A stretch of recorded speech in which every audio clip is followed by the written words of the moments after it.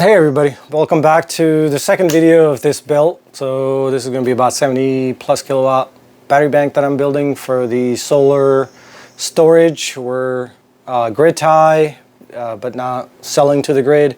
So we need a lot of storage, and that's how this project is starting, or started. We have about 30 kilowatts. I wanted to add more because we're producing. We're down in a kind of hill in the trees. We got about 17.5 kilowatts of solar, two different arrays. I'll do a video on that. But we're producing about 60, 70, sometimes almost 75 kilowatts a day, and our battery's not big enough to hold all that. So unless we are home with two electric cars, we use about 45, 50 kilowatts a day on electric cars. My commute's long, so is Natalie's. So that's how this started. And back on this pack. So I'm really impressed with it.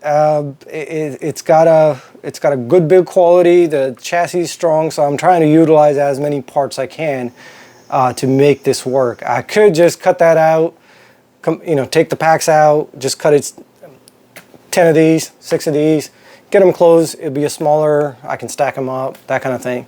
But I really like the way they did this, especially with the fan, being able to control once I figure out how the fan works.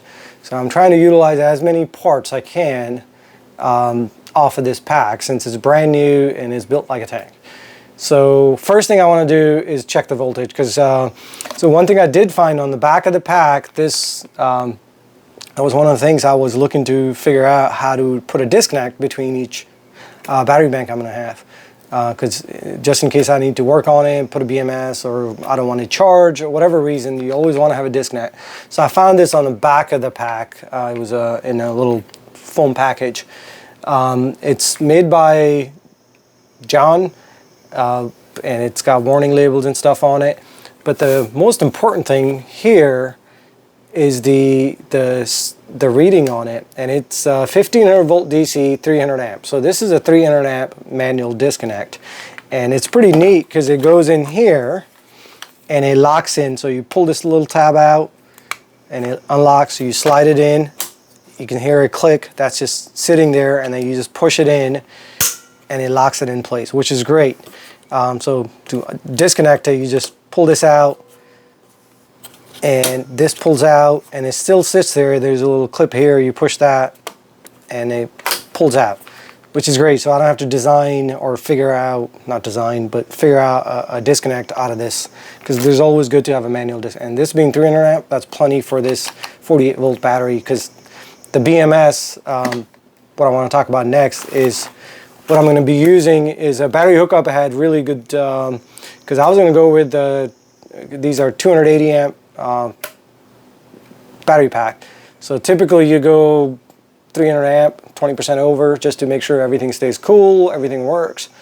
But when I talked to Tom at Battery Hookup, he recommended using 100 amp, because I'm going to have 5 of these packs, and my solar controller, it's got 250 amp disconnects for the Solarc, and so it's going to be pulling 500 amp max, and having this pack running 500 amps, which is plenty for this.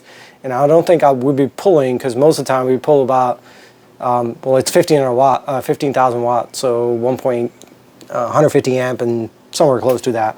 So this will be plenty to run 100 amp BMS, which I kind of like, because the other companies I looked at, Daily and JK and a bunch of other ones, they were huge with fans and everything else. And this is supposed to be a medical grade. It's made by, it says Zamzing, I guess, whatever, how you pronounce this name. It's a 16S, because it'll be turned into a 48 volt system. And but this is a Jabata BM or JBD BMS, and seems to be a good BMS. Tom, again, at Battery Hookup, recommended it. Really nice people. They know what they're doing with batteries. So I went with their recommendation instead of doing 5 300 amp, which is going to end up a lot of cost.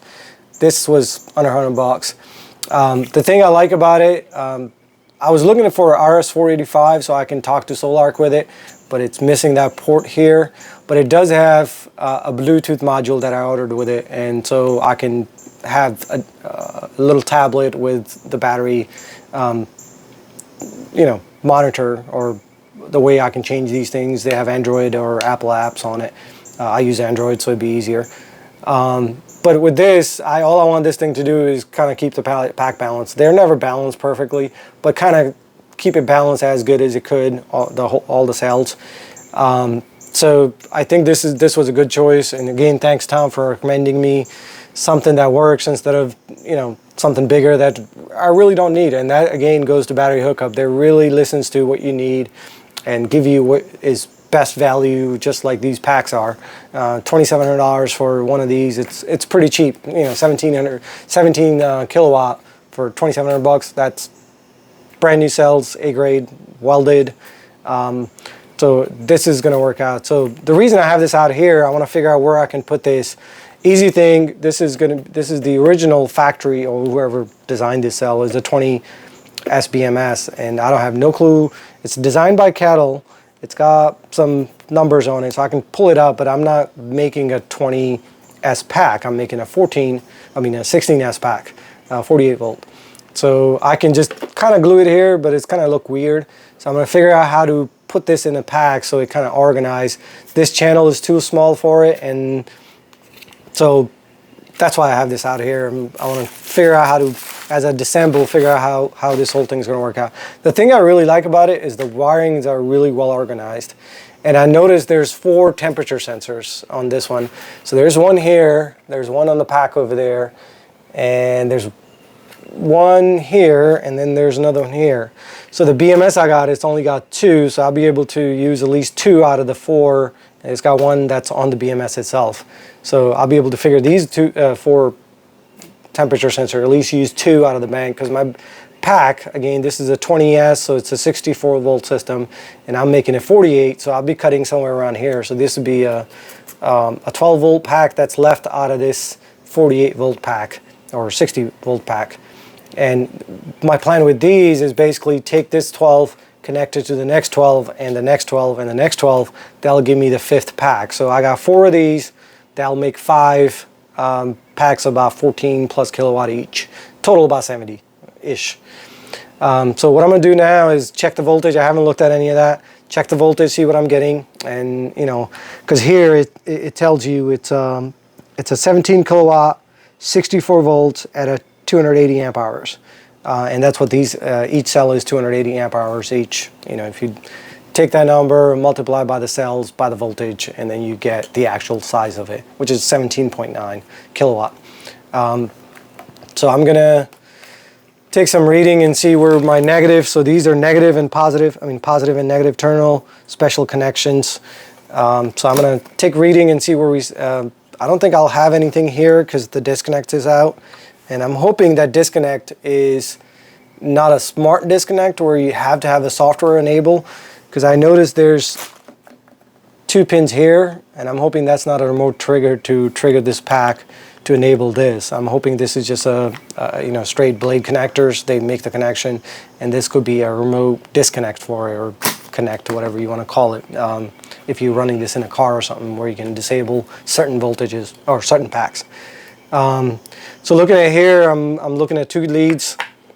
So 65, since I'm getting a negative number, I'm guessing this is the positive and this is the negative. So this is my first positive, the positive lead. This is my first cell, which is always the negative here. So looking at these, I'm not getting any numbers, which mean if this disconnect is really good, I should be able to slide this in just like that, lock it in place, and I should have a reading here.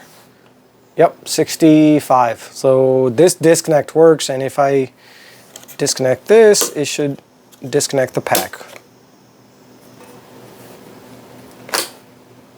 That takes care of it. So you have to have it fully disconnected in order to get rid of the voltage, which is good to know.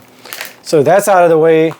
I want to take this faceplate off, and to do that, notice there's screws here that holds this piece, and again, this is really thick 1/4 inch steel. I'm trying to utilize it. Structurally, it sounds good, and there's more screws here. And before I do that, I want to take these tapes off and see what we're dealing with here, because that's where the negative and positive, and I like how they got these covered up. And the size of this, I think, is probably 1/2 inch. It's a 1/2 inch. So I'm gonna pull these off. Again, you should be wearing safety glasses if you're building this stuff. I'm just used to doing this thing, so I'm just gonna go the way I typically go. Just figure it out as we go. So I'm keeping all the stuff together because I want to use as many things possible out of this pack, just to make sure I'm not wasting things. The easiest thing it would do is just get the cells out and stack them, but I think the harder thing is better because it's designed properly. So since we are disconnected here, this pack is out of the way. I'm going to disconnect the BMS leads because they are connected here. So I'm going to pull these connectors out. They're just push pin type. So that should be able to come right out. There's a little push pin here. Let's get that out of the way. There's another one here. It's connected to that. I think these two should be good now. And all I have to do is unbolt that. I don't think there should be anything else because this is your, again, main negative, main positive. And let's get these out. These are quite long bolts. I'm guessing they go all the way down to the base chassis here, which is good. That means they keep in this pack and this all together as a one piece.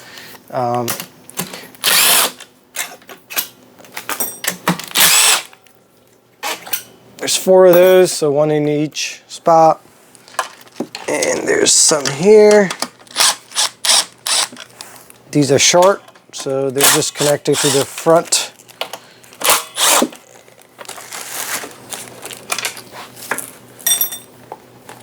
Put this safety cap thing back on. I don't think we need it, but we'll keep the dust and stuff out while I work on this.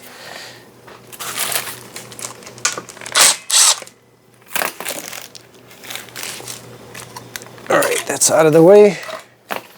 So let's see if this thing slides out. Perfect. Nice. It's the bars are done properly. So I'm guessing this is, well, not guessing, this is negative bus bar. It's properly shielded. It's got covers on it.